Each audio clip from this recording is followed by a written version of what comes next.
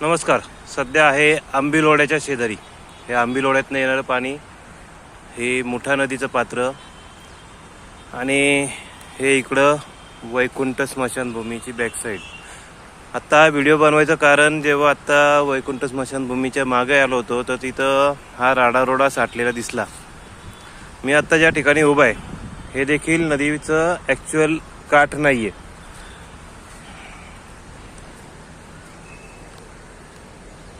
नदीचा ॲक्च्युअल काठ जो आहे तो हा आहे.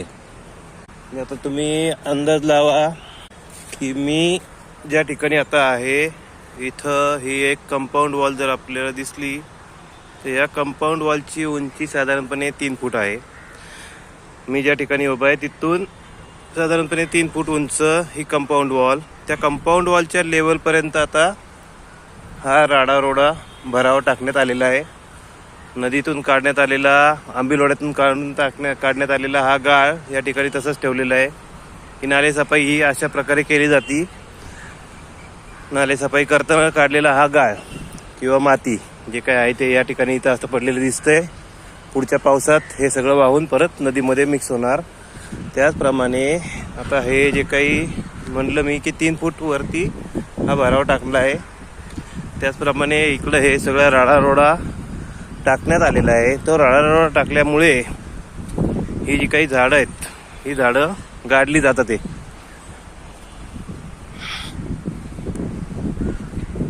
समोर बघताय ती सगळी झाडं आता या राडारोडा टाकल्यामुळं गाडली जातात. सगळ्या राडारोडा त्या झाडांवरती टाकण्यात येतोय. अशा प्रकारे हे काम दिवसा ढवळ्या पुणे महानगरपालिकेच्या समोर केलं जातंय. नक्की कोण करतंय माहित नाही.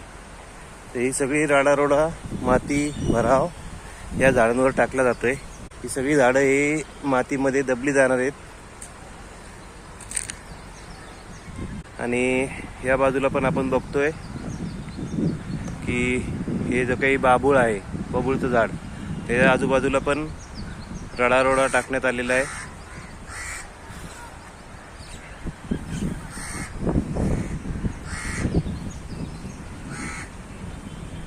पूर्ण इथला राडारोडा हा घरातला कोणाची तरी सोफा सेट इथं टाकण्यात आला आहे. अशा प्रकारे या नदीच्या काठचा परिसर राडारोडा टाकून घाण करण्यात येतोय. इथली झाडं दाबली जातात. ते पुणे महानगरपालिका कशा प्रकारे याच्यावर लक्ष ठेवणार आहे हे कळत नाहीये. मी चालतोय तो भाग साधारणपणे 3 फूट वरती उचलला गेलाय. एवढ्या राडारोडा टाकला जातोय तरी देखील प्रशासन नक्की काय करतंय, कुठल्या गोष्टीवर लक्ष ठेवतंय? हे झाड कोणी तोडलं?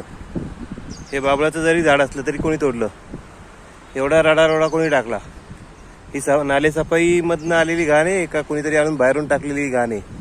अशा प्रकारचं सगळं काम होत असताना पुणे महानगरपालिका प्रशासन नक्की काय करतंय? डोळे झाकून या सगळ्या गोष्टींना मान्यता देतंय का? ज्या ठिकाणी आता आपण बघतोय तर कुठला तरी हा पालापाचोळा देखील इथं आणून टाकलेला आहे.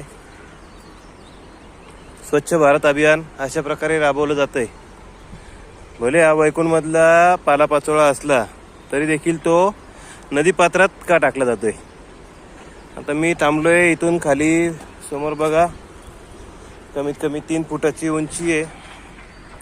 या 3 फूट उंचीपर्यंतचा हा भराव टाकण्यात आलेला आहे.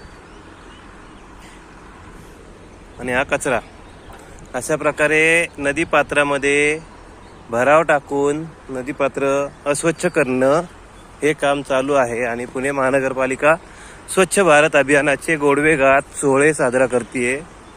हे सोहळे साजरे करताना त्यांना ह्या गोष्टी दिसून येत नाहीयेत का? अशा प्रकारे झाडं तोडण्यात येतात.